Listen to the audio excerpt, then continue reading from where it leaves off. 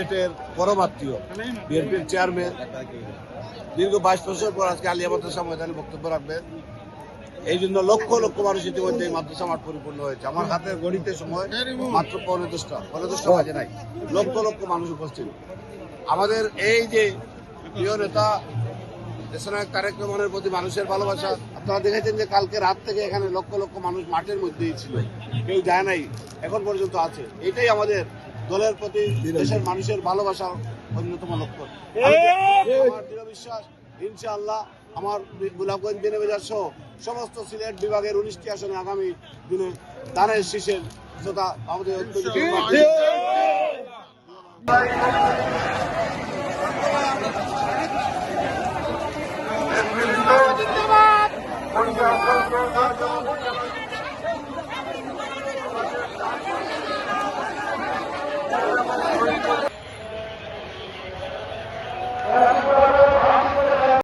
শুভেচ্ছা স্বাগতম তারেক রহমানের আগমন, শুভেচ্ছা স্বাগতম।